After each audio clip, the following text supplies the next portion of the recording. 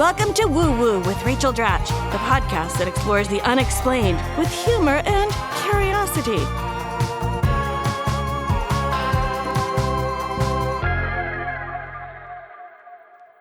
Hey everyone, welcome to Woo Woo with Rachel Dratch, here with Irene Bremis. Hi Irene. Hi sweetie. Irene, today we're very excited because we have Ky Dickens of the Telepathy Tapes. Yay. Which is a podcast that's been sweeping the nation.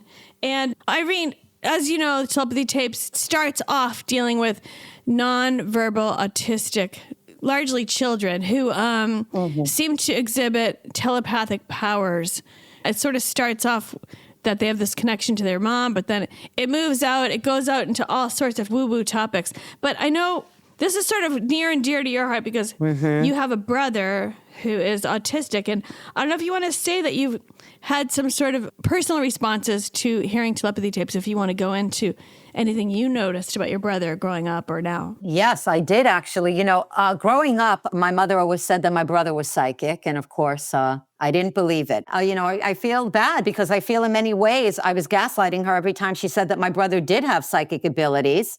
So, I moved to New York right out of college. And every time something terrible was happening in my life or, something chaotic or even life-threatening, I remember a couple of times I was admitted to the hospital. My mother would call me. She would know. And every time she called me, she said that my brother pleaded with her to call Irene. Call Irene. Call Irene. He just kept saying it in reloop. So that happened, like tell me about, so you had to go to the hospital for some reason. Your mother calls because your brother instructed her to, basically. Yes, he did.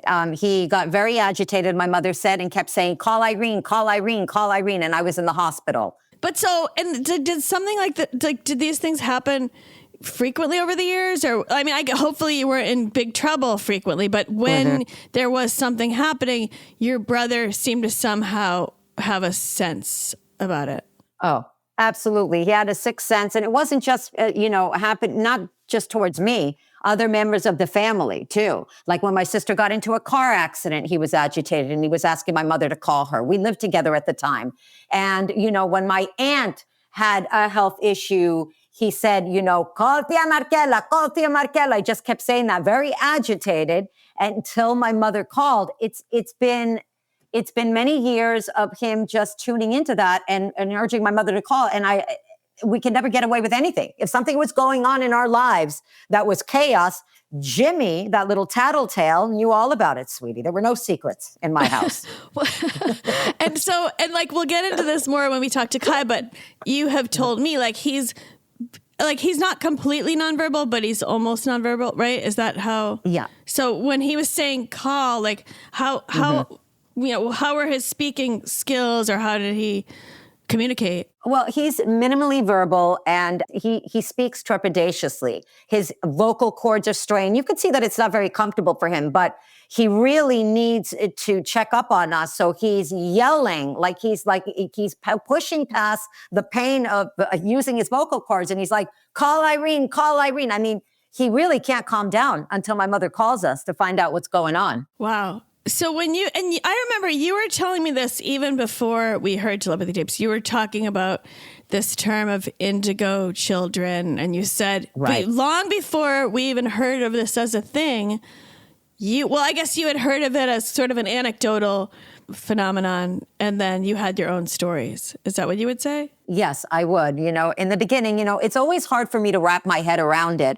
But then when you see that it aligns with what's going on. My brother's psychic abilities were hard to ignore because every time something went wrong, no matter how much I tried to keep it from my mother, and I would often lie to her not to worry her, my brother would just, stay on her. He would, he was so agitated, just screaming really at the top of his lungs. I just have to make that abundantly clear. It wasn't just like, where's Irene or call Irene. It was like, call Irene, like a lot. It was urgent. There was urgency. And then she would always know. So she would always, press me. And then I would have to tell her what's going on in my life. Right. So then when you heard the Telepathy Tapes, which like we said, and you're about to hear the whole shebang about Telepathy Tapes, but the beginning of it starts about sort of this telepathic abilities.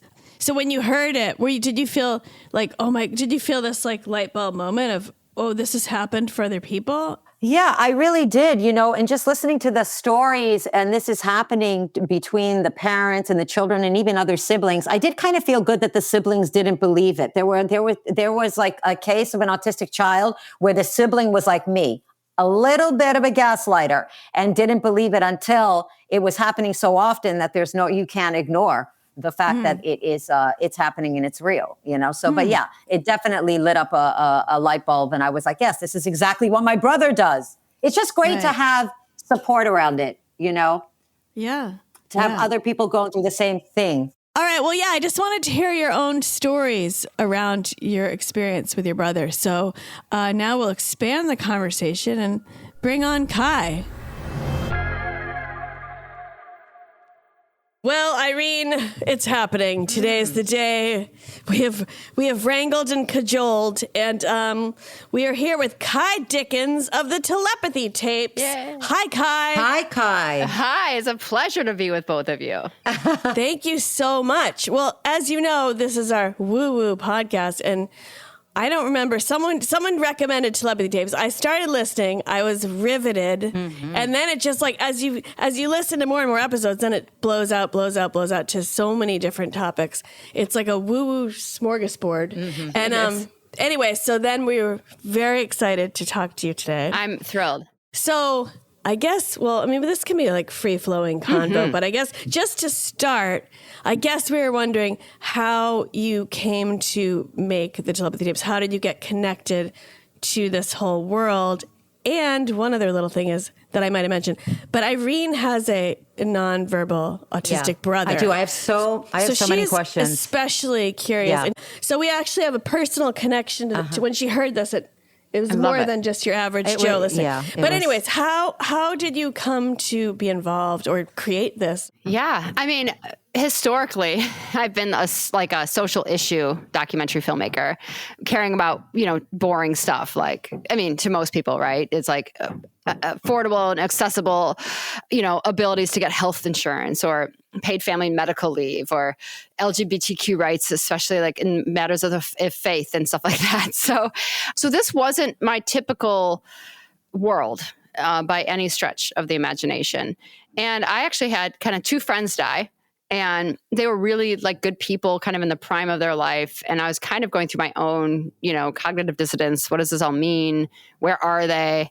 I had another friend who isn't like religious, but is kind of deeply spiritual, come drop me off flowers. And I remember she said to me, she's like, oh, they're still here. And I was like, how can you just say that? Like, you know it. She's like, I do know it. And I thought, what? And she's like, I know it to be true. If you just start reading and looking and researching this the way you do other things, you would find this out. And I was in between films, and I was also reading Big Magic at the time, which is this wonderful book. I don't know if you've read it, but which kind of, suggests that ideas are like a disembodied consciousness that can come and work with you. And they kind of like find you hopefully working and happy. And if you're the right person for the job, it will be like, you, creator, I want to do this with you. So I was at that moment reading Big Magic. I was going through my in-between films, and I said to the world, and you're not supposed to ask the Big Magic conscious idea muse, you're supposed to tell it. And I said, whatever I do next, I want to create a project not fixing the brokenness in society, but trying to fix the brokenness in humanity and figuring out the big questions. Why are we here? Where are we going? What are we doing? Does consciousness survive the body? And then I just started reading everything I could, listening to all sorts of podcasts. And that's when I heard an interview with Dr. Diane Hennessy Powell, and it kind of felt like a lightning bolt. I always say if something's intended for you, it won't miss you. And it just felt like, gosh, this is it. This is it. I'm supposed to be doing this. And like 2 weeks later, practically, I was on a plane flying up to see her. And then the rest is kind of history. Wow. That's amazing. So was your first, I was wondering, did the Telepathy Tapes unroll kind of how it unrolled for you? Like, was your first encounter speaking with parents of nonverbal autistic kids, and then as you started that, it started out as this telepathy phenomenon, and then it took on more and more and more topics? Is that how it unfolded for you? Yeah.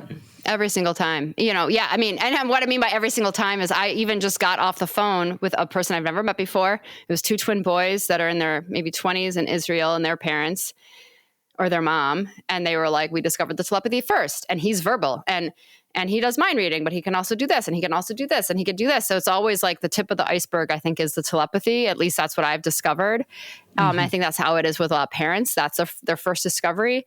And then from there, there's like a whole, as you said, smorgasbord of other things that unravel. So yes, how the telepathy tapes unfolds was sort of my discovering Dr. Powell, my discovering that this is not just one or two families in America. This is all over the world. It's been happening for decades, that these reports have been like systematically ignored, dismissed, silenced. Parents have been told this isn't happening. This isn't true. It can't be possible. And I think when you meet a lot of these families, right, who are just trying to get through their day, they're doing everything they can. They're sacrificing so much to care for these individuals. It is kind of clear, like they're not working on a global conspiracy to trick the world into telepathy. Right. Exactly. Well, and just to, if anyone's listening that has, I suggest people listen to telepathy tapes before they listen to this interview. But in case someone hasn't, like the very first kind of step is parents discovering that they're nonverbal autistic kids, especially when they're given the, spelling, like letterboards, or start to communicate via, once they have that ability to communicate, these parents were finding that they could read thoughts. I mean, just as a very beginning, they could determine a word that's, across the room. And often it was through the mom. And the very first, like if the mom is seeing a word, the kid could then spell out the word when they're in two totally separate areas. And that's just kind of the sort of beginner version of this. But I don't know if you wanted to talk about your brother, or should I? Yeah, I would love to talk about my brother, because so when this came up, Irene was like, wait a minute, my mom has been saying, and your brother's how old now? My brother is like 61. Now he, okay, let me put it this way. I have an autistic father and brother, by the way. My father is high functioning, and I use that term loosely because it really derailed his life. And then I have a brother who's also severely autistic. It was in the 70s when that film that I'm sure you're very familiar with, the documentary, it was called Refrigerator Moms. Yes. Refrigerator Moms is a vulgar, deplorable film that blamed the mother's frigidity for the the child's autism. And they didn't even have, again, this was before autism could speak, so they didn't have a formal diagnosis for it. So he was labeled, like most kids, as severely retarded. Yeah. And my mother, and this is what I was telling Rachel before the show began, I felt really awful because I also was gaslighting my mother all these years when she would bring up the ability, and I feel terrible about it.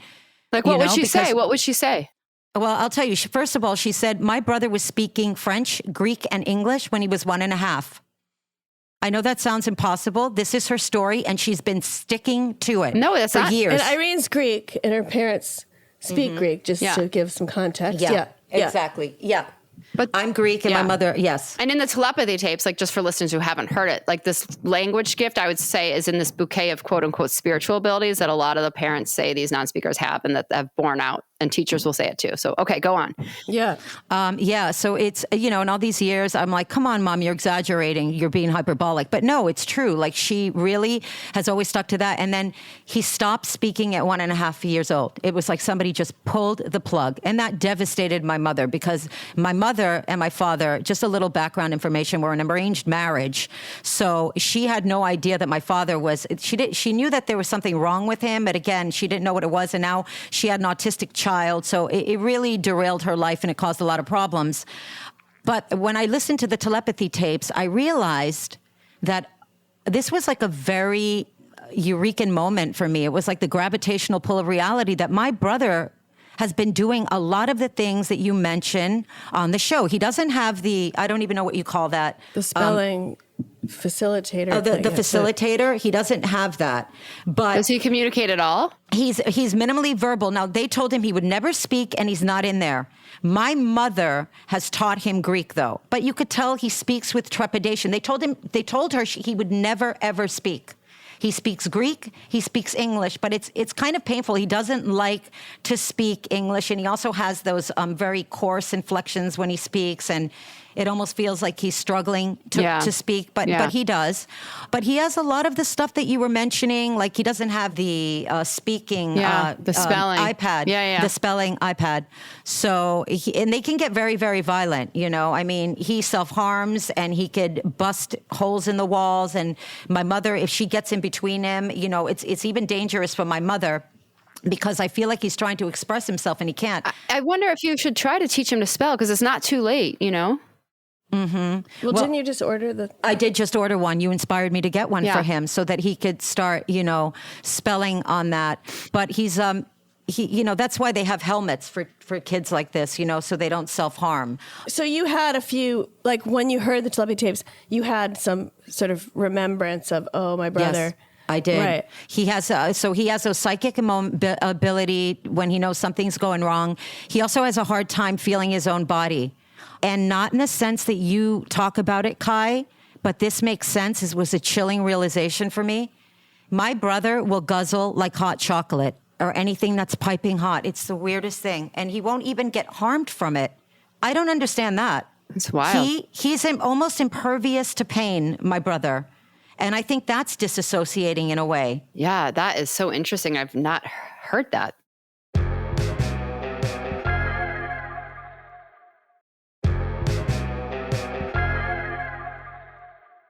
In the telepathy tapes, it starts off with these telepathic moments between moms and their kids.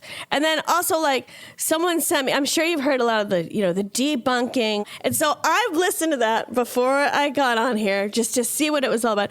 And I have to say, like, okay, the one question I guess it raises is, like, someone, you know, just to be whatever, devil's advocate, someone is, in the beginning, someone's touching the child as they spell, which I want to talk to you about that. But then, like, there's so much more. It goes so much further where that isn't an element of this telepathy phenomenon. That the debunking thing I listened to was, I'm debunking the debunking, at least on the rest of the whole thing. So I don't know if you want to talk about the touching factor, but then there were things like in the telepathy tapes where a teacher had brought treats for a kid and she left some of them in the car. And then the kid, she gave him one of them. She gave him like the cookies. And then the kid drew the 3 things that she had left in the car. So, like, you know, how do you explain that? So, yeah. And that's just one of many, many for sure other examples. Yeah. And I think, like, the telepathy has borne out over and over again, according to so many of these parents, in situations like that, where they say, I've read a book and my son can answer questions about what I just read. Or teachers will say, I'll think of the question in my mind and they'll start spelling it out before I even ask it out loud verbally. So, you know, and then when the first thing I ever did, though, just to understand if this was happening, I mean, it's really hard to believe. And I needed to see it to believe it. And I also, if I was going to spend like time and money and my reputation on this project, I needed to make sure it was legit. So the first thing I did was I asked Dr. Powell to bring one of the people who had emailed her. This it was this family from Mexico. They had a 13-year-old named Mia who had just learned to communicate via spelling. She was writing into her iPad, and they said pretty quickly thereafter, she said she could read minds, that she was telepathic. And that was the same story I've heard from so many people. So I said to Dr. Powell, let's bring her to America. And I wanted to rent the Airbnb, and I wanted to set up the cameras and take down all the things and put stuff over the cameras so there's no reflection, and just take out any possible, like, for lack of a better word, like cheating that could be happening, or queuing. And so we would put like a blindfold over Mia. We'd put her on the other side of partition, and we'd show her mom a number, a word, a picture, anything. And then take the blindfold off, take the partition away, and Mia would write it. And it was mind-boggling. And then Dr. Powell said to me, this was all fascinating. I have no doubt in her abilities for the most part. However, this would never hold up to science because she's being touched. She's too new in her spelling journey. And for me, I was like, what? Because I'd been on Zoom all the time and seeing the parents had told me when she first started to spell, she didn't know where her body is, especially her hand. So we had to touch her hand. Then we moved to her elbow, then to her shoulder. Now we just need to touch her with one fingertip. And now in Mia's family, they're not touching at all. So to me, it was like, well, this is just part of the spelling journey. And I think most people in the community are like, yeah, it is. But for science, they won't deal with the touch. So I was like, okay, well, now what? And then Dr. Powell was like, there's so many individuals out there who don't need to be touched. Go meet this young man named Akil, went to New Jersey, and he was typing into an iPad independently without touch, he could do these telepathy tests, on the other side of the room, even in a different room at one point. And, we were having crew, just the random crew there, write down a word.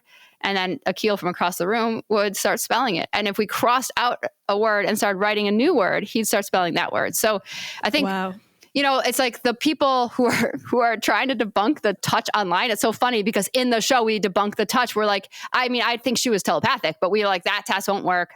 Okay. We didn't do it. Right. Let's go on to a different one. So I think people will grab the low hanging fruit and go after it. But it's like, we also tore down that low hanging fruit, Mm-hmm. But also, when you listen to this, there are just so many different parents and teachers from so many different parts of the world, and like the conspiracy theory against it would just be insane. Like, and there's just too many uncanny happenings. I mean, it starts out like, even you did one. I think it was Akil where you gave him these equations to solve because he was really good at, like, he had like savant math skills, right? Where two very large numbers being added or multiplied, and he immediately knew the solution and conveyed it without seeing, right? Yeah.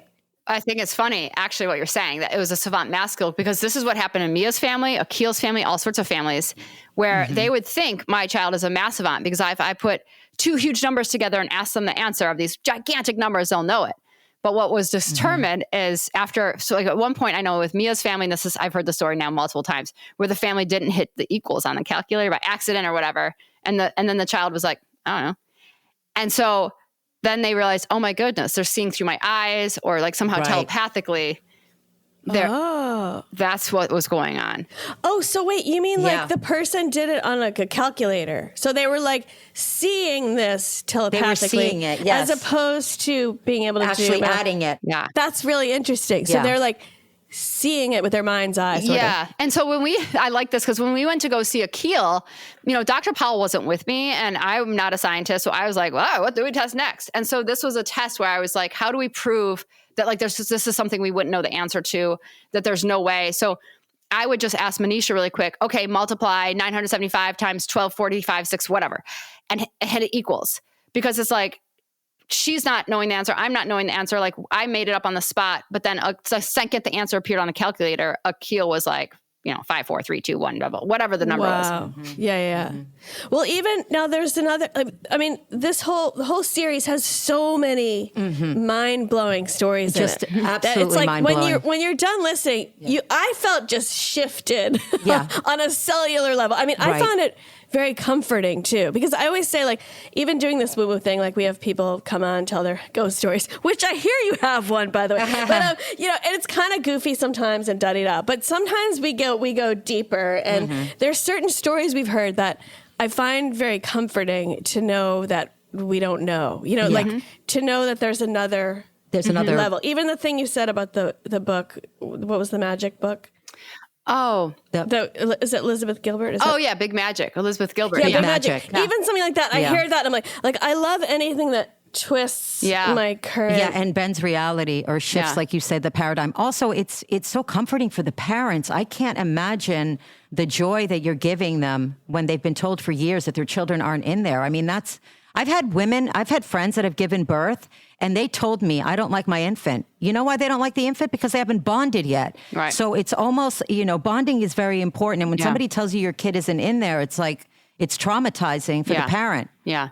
Yeah. And I think that's something for people who haven't listened that I thought was really special, at least for my journey, is at first I thought, okay, this is just mothers. There's some DNA bond or whatever.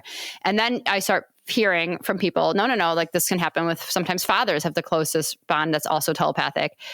And then what completely shifted me and really made me start to like completely believe this, like at first I did walk in skeptical, I think like most people, was teachers and therapists and paraprofessionals and occupational therapists over and over being like, yep, we've witnessed this. And not only that, but she started spelling in a different language and then a different language. Or she would know, or the teachers would say, I was late to school because like something so random, like turkeys walked into the path.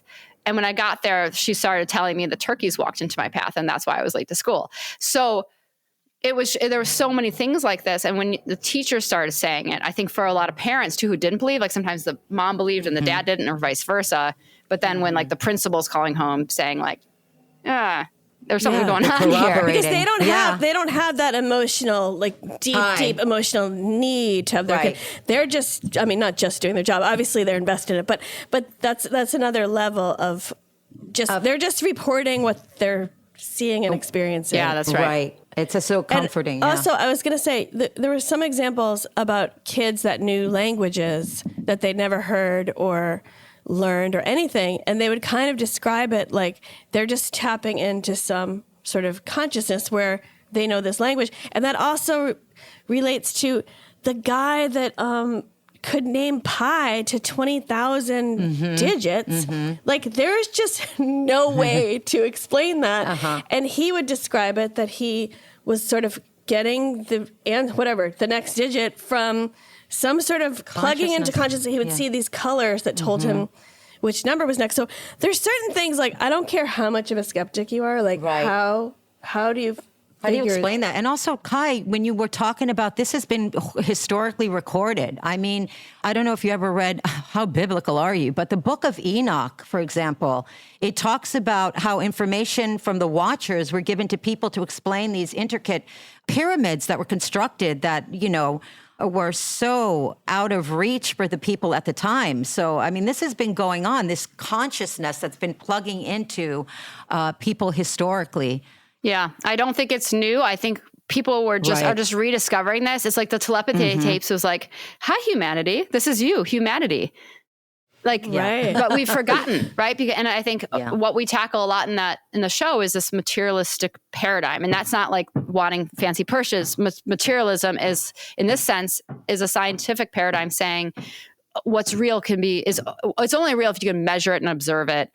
And that has been the reigning philosophy for the past few hundred years. And if you believed in religion or ghosts or downloading information or God, even whatever, it was like, oh, you aren't educated. You're the silly one. How embarrassing. You have no place in academia if you believe that. And that has made this stuff like be buried and buried and buried even, I think, deeper. And I really wanted people to awaken to the fact that like we are living in a paradigm that other people are saying is true and we're just going along with it, and you don't need to. You can believe this stuff and not be a silly, gullible, uneducated person. Naive, yeah. I love that.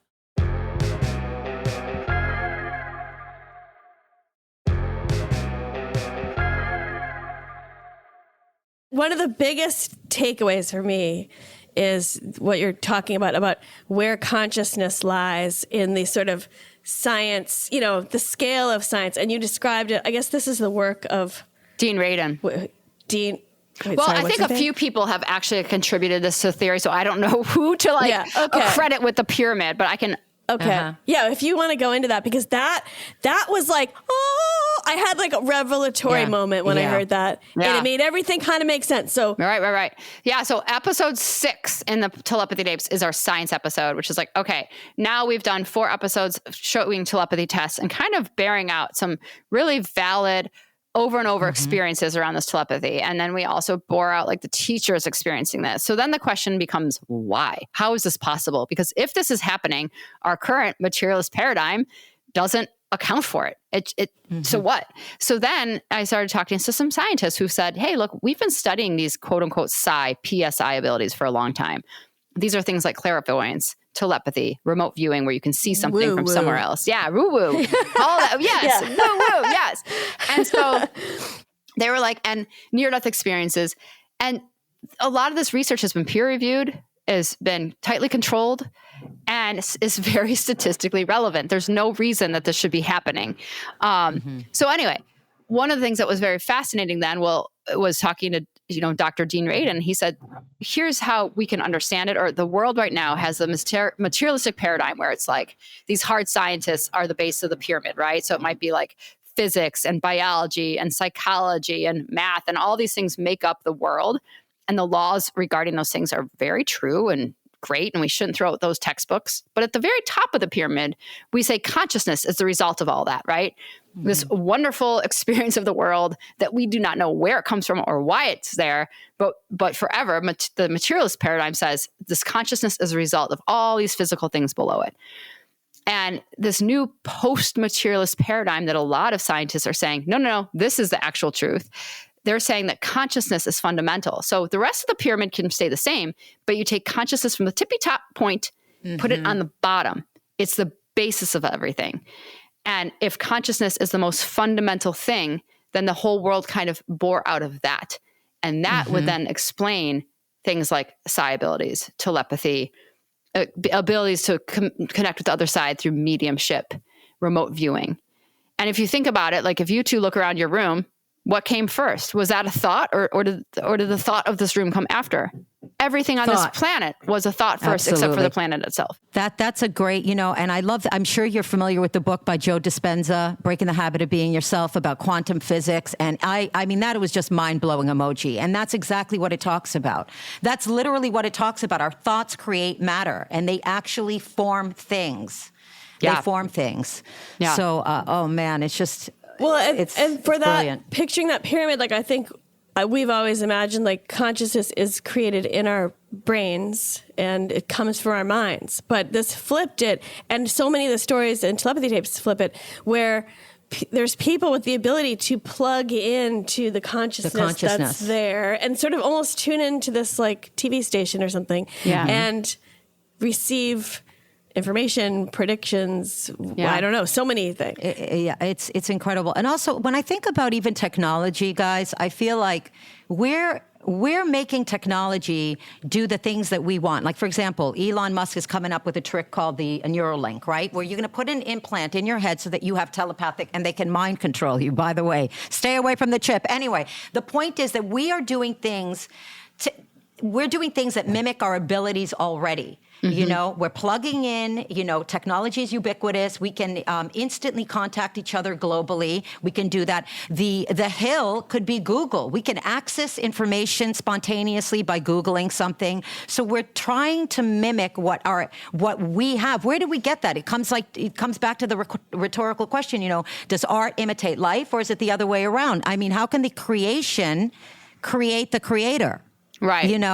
Yeah. I love that. What are you smoking, dude? I'm smoking a lot of shit tonight, okay? I brought full-on mushroom ayahuasca to the table today. That's not true. Yeah.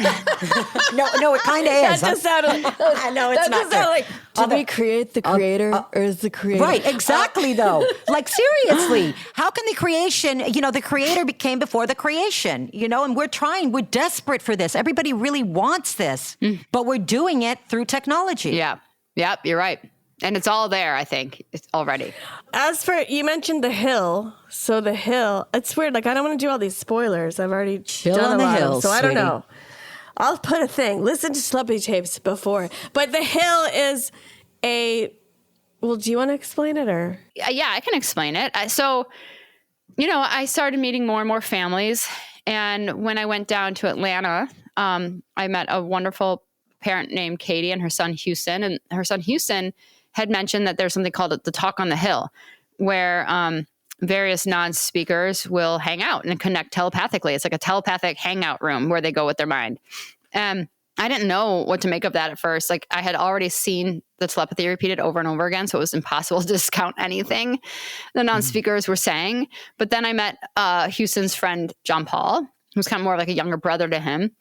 And his mom, Libby, was like, oh, yeah, John Paul goes on the hill. He goes up to his bedroom after school, puts a bunch of pillows on his head to like make it easier for him to get there. And he drowns out all the sound and distractions in the house. And he'll be there for hours. And sometimes he laughs and cries. And sometimes he'll come down. Wow. Yeah. And so is that your brother does that? Oh, my gosh. My brother does that. I told Rachel, because I could cry thinking about it. Sometimes he's just crying. It's like this deep, earnest, like he's having a moment that's not just like a regular cry. Like he's hearing something, and other times he's laughing. I have it in my notes, like it's a joke. And other times he's talking with different voices. Yeah, it's fascinating. So when I left Atlanta, and then John Paul had a girlfriend, Lily, and his mom was like, John Paul and Lily seemed to telepathically connect on the hill. And in fact, like sometimes they'll both be on the hill, like John Paul will be up there, you know, with the pillows on, run downstairs and be like, I need to go to Lily's house or I need to go see Lily. Like in that exact second, like she'll be getting a text from Lily's parents being like, Lily wants to go see John Paul. Like they just communicated it. And they said that type of stuff happens all the time. So one of the things that was interesting is when I left Atlanta, I was like, okay, maybe this is just like an Atlanta thing. Like this group of Atlanta friends can telepathically like hang out, not being in the same zip code. But then what blew my mind, and the telepathy tapes wasn't out yet. This was just my private little, it was filed away in my notebook and stuff. Wow. Yeah. And then all of a sudden,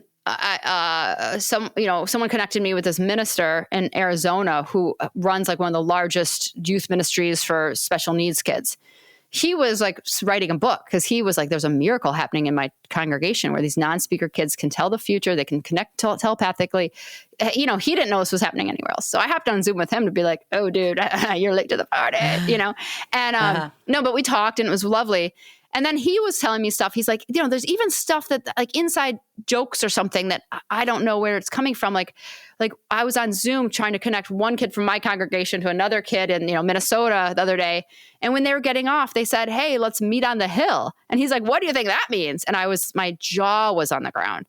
And then at some point, you know, again, I met like a teacher in Chicago who was like, hey, I want to hop on to meet you and talk because some of these, I work with non-speaking individuals.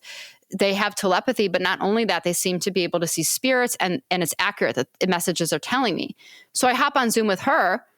And again, she did not know this was widespread. She thought this was a singular miracle happening in her classroom. And I was like, it's always shocking when you hear this. I said, no, this is happening all over. Do the parents know? Wow. And she said, oh yeah, the parents know this is going on. I've since talked to those parents, whatever. But in that conversation, she goes, you know, the other thing that's so interesting is some of my students say they go to this place called The Hill. And she said, one of my guys likes to go there because he says he likes to talk about bee charm or like the bee colony collapse with someone in Norway. And I was like, what? So now there's someone in Arizona, someone in Chicago, someone in Atlanta. And then I meet this man, Arthur, in Israel. And he's like, my son also goes to like a version of The Hill, but it's like the Israeli one where it's mostly just Orthodox Jews. Fascinating, right? Oh my gosh. Wow. Mind blowing. I can't wait to go and see my brother. I really can't. Like when he has his hat over his head and he's just exhibiting so much of the same behaviors. Yeah. And we just didn't know. Yeah. We really didn't know. Well, and I think you should try to get him spelling. And often you need to go through a class because sometimes if he has the same issues with motor planning, the reason you need a communication partner, it's sort of like, it's like you are able to read, right? But let's say you need glasses to read. And if those are just a support to help you read, like reading glasses. So it's like someone saying, oh, you can't read if you don't, you know, it's like, no, I just need reading glasses. So I think for spelling, often they need a communication partner in order to spell because they'll help with motor planning to say like, go get it, or like, here's where your hand is, or to like take the board out if they lose themselves in space and put the board back in. So if anyone is listening, like there's the rapid prompting method, there's spelling to communicate, there's the spellers method, there's various programs where individuals can learn to do this with their non-speaking family member. Okay, I might have to reach out to you. Right now, he's getting the adaptive technology. Okay. I'm going to be getting that in a couple of months. So, I mean, it's a dream. I've had multiple dreams crying. I'm his guardian too, so I'm very close to him. I will say that I didn't have children because I was afraid of having, you know, even though they said in the 90s that it wasn't genetic, I always knew it was, and they blamed it on the mother. It was more prevalent in males. Now I'm going way back, you know, because my brother's 60. And I'm only 48, just kidding. So I'm going way back in the 70s, you know, when I was noticing this. But it's just so interesting. And I wonder what Jimmy has to say. My dream has always been to be able to talk to my brother, always. Just have these dreams, you know. It's amazing. Thank you for the work that you're doing. It's important. And I think it will happen. You just need to tell him, I believe in you. I know you're in there. I know you're smart. I know you can communicate. I know you have gifts. I see you, because that belief is so critical. It's critical to every bit of it. Wow. It's unbelievable. I will. Another thing, I just want to squeeze this in because I've always been baffled, and Steve witnessed this too, and we couldn't believe it. My brother, I can't explain this any other way, but he once took the wire off of something. It was really hard wire, and he made perfectly linked chain with his hands. didn't damage his hands at all, but he made a perfectly linked chain. It's so cool. Yeah, it's... You're frozen. I'm sorry, I'm frozen. Because I looked like I was frozen. If you guys could see me, my mouth was half open, and Rachel actually thought we were having a technical problem because I couldn't bend this metal that he was doing this with at all. And and he was just playing with it because he uses it for stimming, like little things so that he can stim. So it centers him to block out external, noise, as you well know, that really irritates them. And then next thing you know, I go upstairs to do something. A couple hours, come back down. It's a perfectly linked chain right down to the little curls at the end. Perfect. Symmetrical and everything. Wow. And you couldn't bend the metal at all. I couldn't bend it at all. So what I'm saying is that he exhibited enormous strength. I couldn't bend the metal, and I will go home now and try to find this link chain. But Steve, my husband, was also there, and he witnessed that. And we were both wowed because he was a welder, and he was like, what is this? You know, it's interesting. So the family I just met, like just before I got on the phone with you, they were saying that the man I was speaking to said his non-speaking twin can heat up his hands to such a degree that they get so hot and that he can put his hand on someone and heal them, and also tell if someone's pregnant before they know. But they were like, the heat that he can exhibit in his hands is so unbelievable that they were like, what's that gift? I'm like, I don't know. I've never heard that. But I wonder if your brother could like heat up the metal in some way. This is starting to sound like X-Men. Let's be honest, right? This is. I know. And I think it is so important to say these non-speakers, just like anyone else, are individuals. They are age appropriate, in their interests and have fun, and they're people like to bike and read or whatever. Like they're individuals but yes, many of them have said they have these gifts that are heightened, and there's so many at this point that I have no choice but to believe it,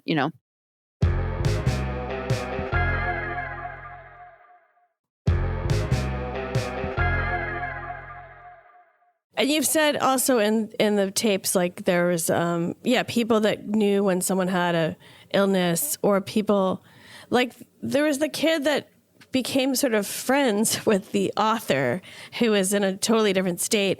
And he knew what chapter this guy was working on next in his book. Like there's so many examples of, like you said, psi events, not just telepathy or clairvoyance, but many, many sort of gifts. Like astral projection? Yeah. I mean, what is that? Yeah.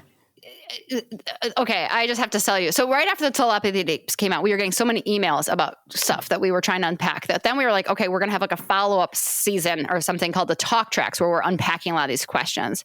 Okay. And so we released a few. Like one is about a volunteer in a non-speaking classroom who gets to the hill. The next one was about animal telepathy and working with this like animal telepath who's like worked with Olympian riders and stuff. Wow. The one coming out this upcoming Sunday is the only time since the Telepathy Tapes I've actually had my mind blown, absolutely blown, due to listener mail coming in. And I'm just going to give you a key about what it's about.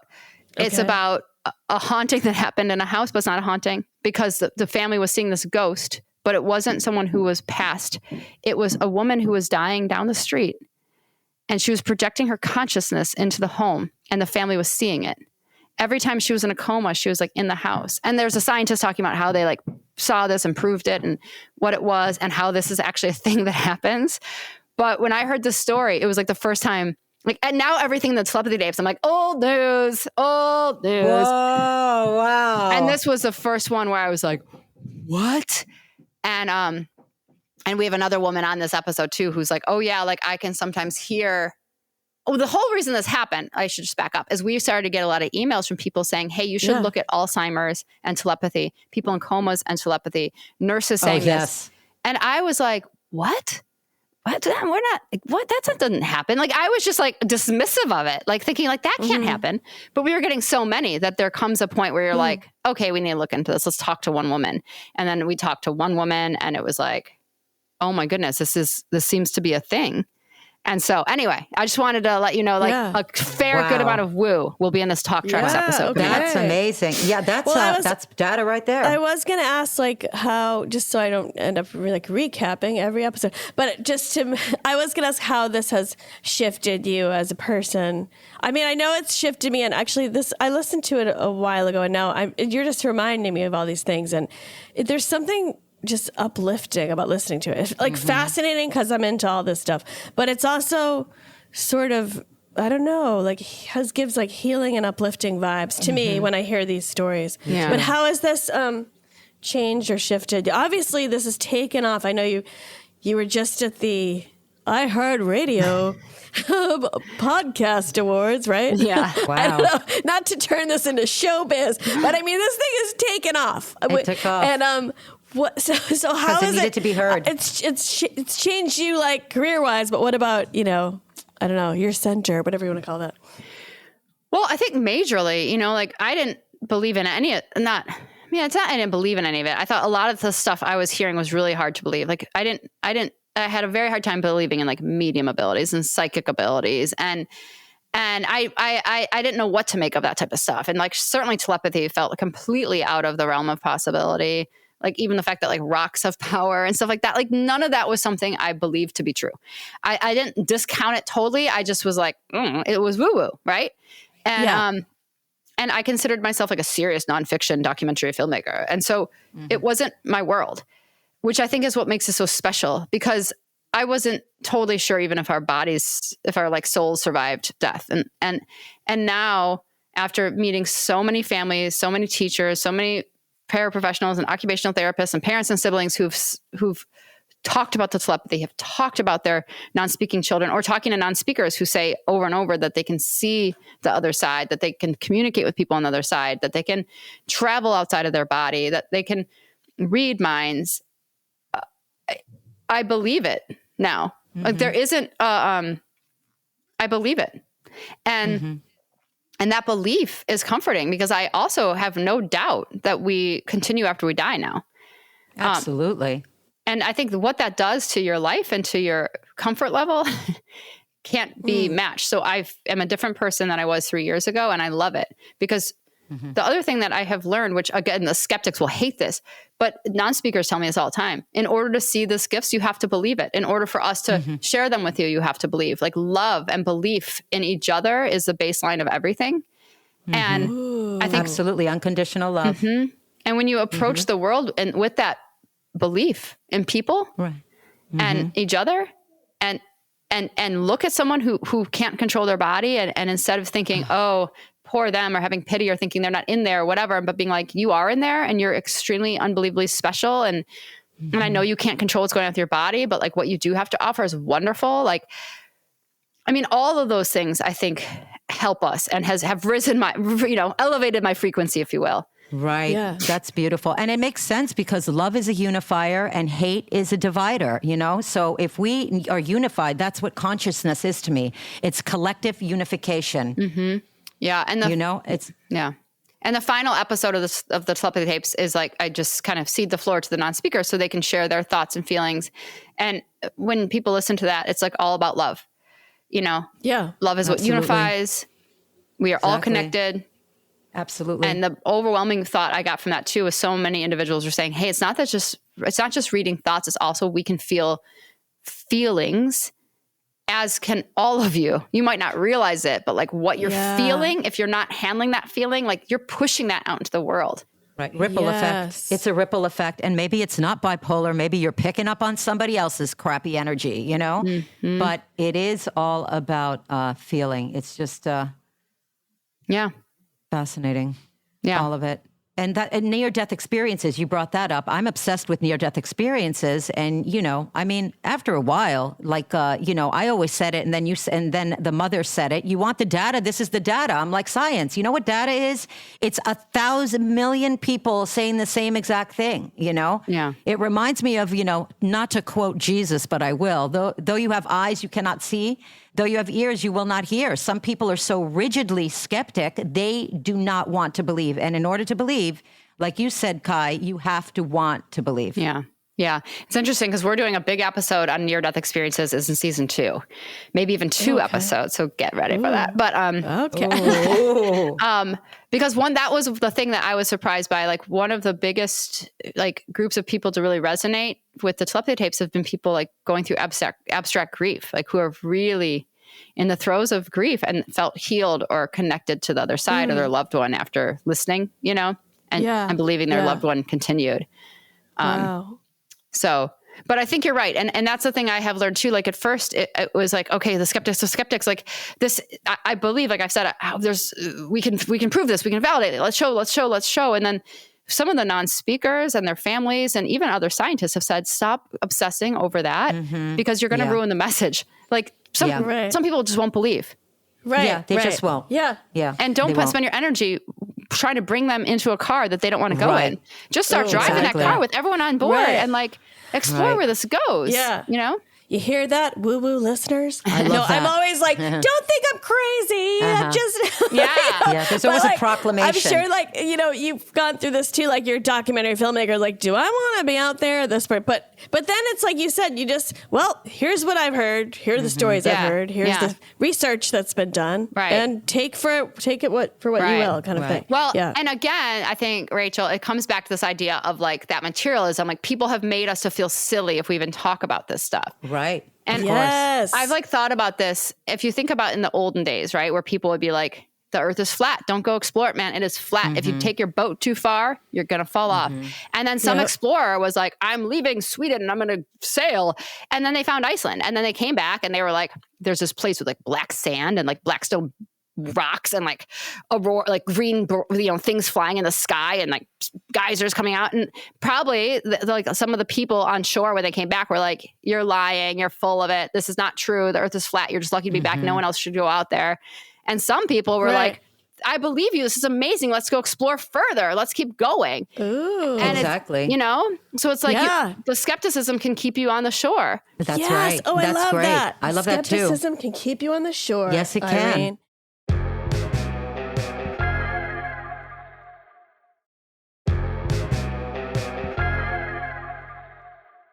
I was gonna get to your ghost story if you want to tell a ghost story, but I don't know how you feel about that. But you mentioned you had one. Okay. Okay. Well, we'll leave the world of Telepathy Tapes for a moment to hear Ky's ghost story.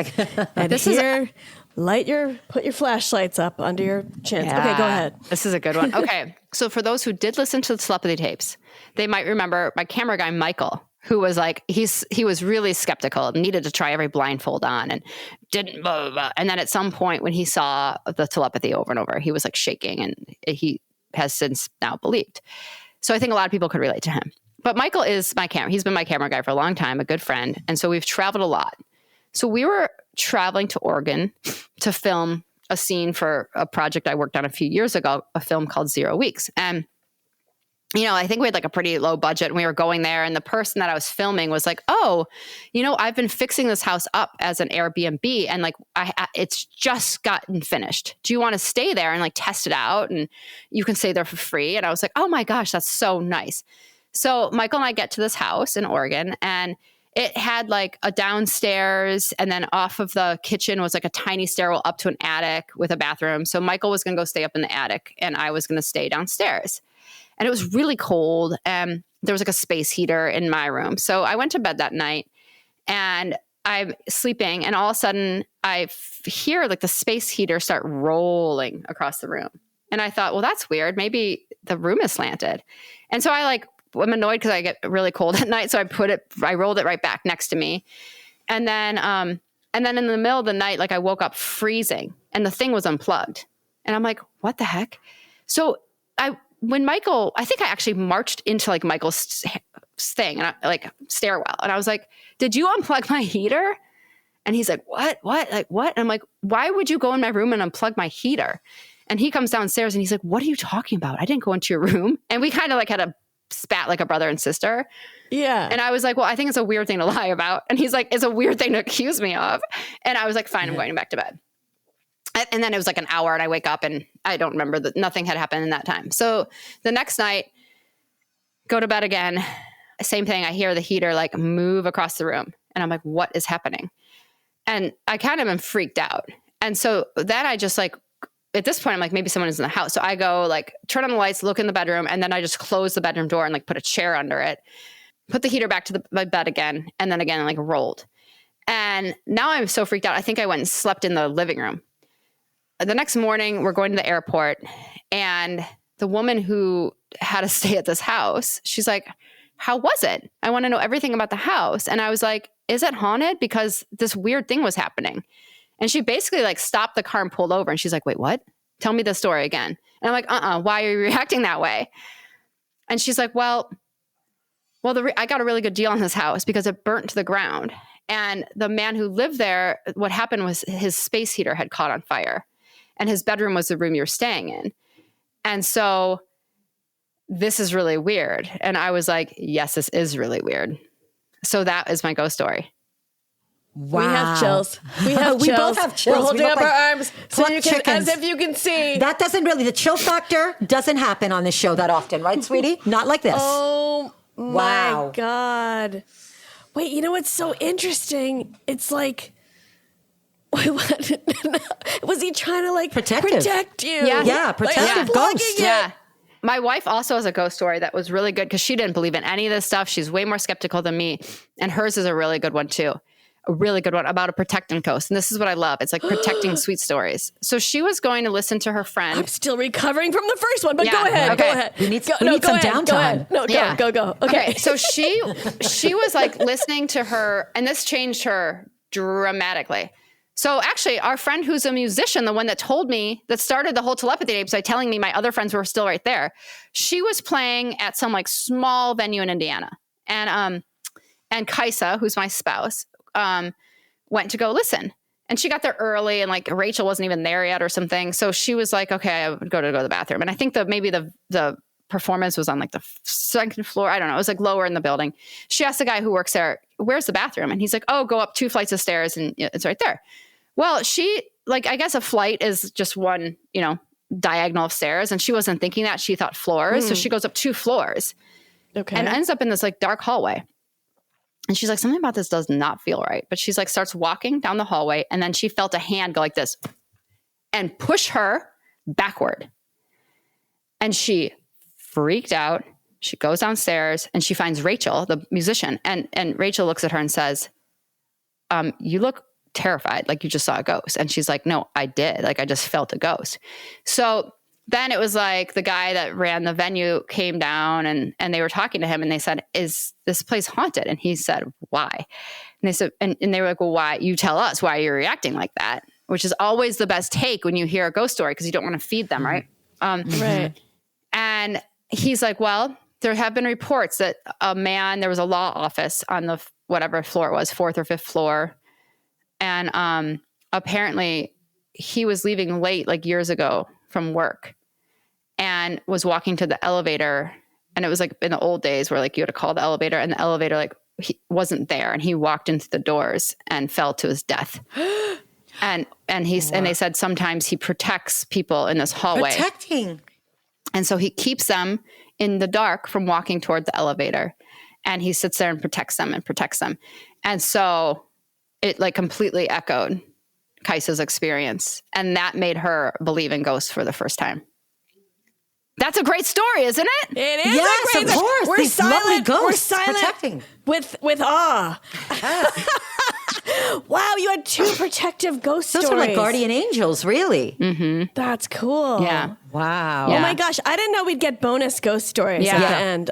Yeah. Wow. Yeah. So listen to the ghost story in the talk tracks. I think it's gonna be episode 5 because it makes you wonder what ghosts actually are.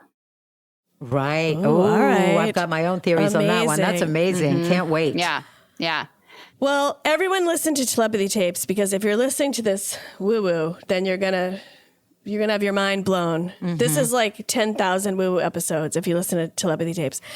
Do you know we do a little pendulum reading? Did you know that? No. If you want to partake, Yeah. a yes or no question. This thing has been eerily accurate. I'm not going to lie. It has been eerily accurate. But we tell people, don't ask something that if it's not the answer you want, you're going to be sad about. Okay. You're going to say it afterwards, though. Okay.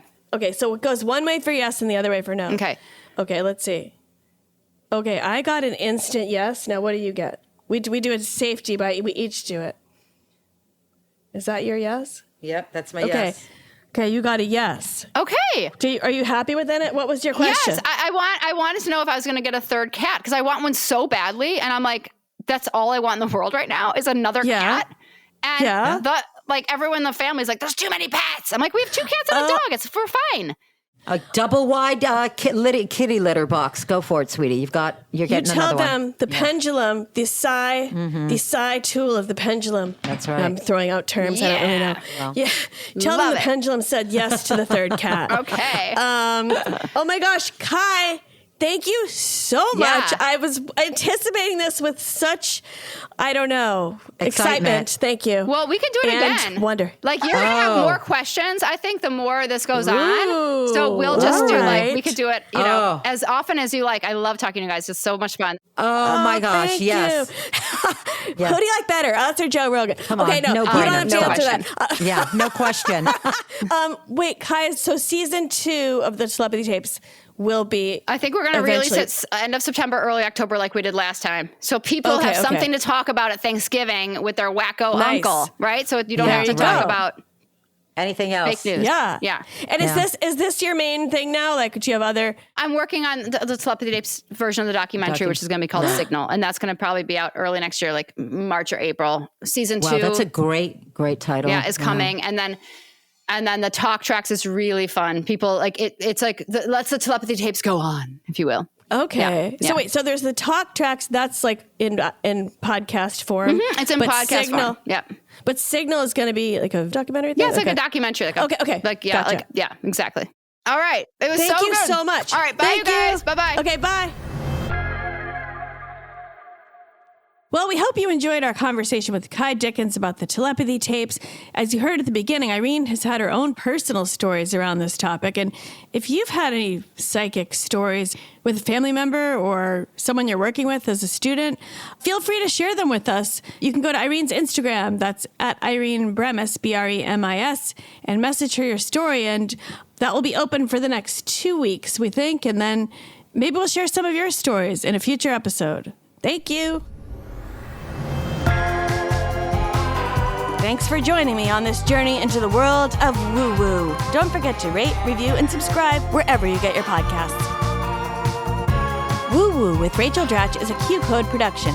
Executive produced by David Henning and Steve Wilson. Produced by Alexa Gabrielle Ramirez. Edited by Ben Milchev.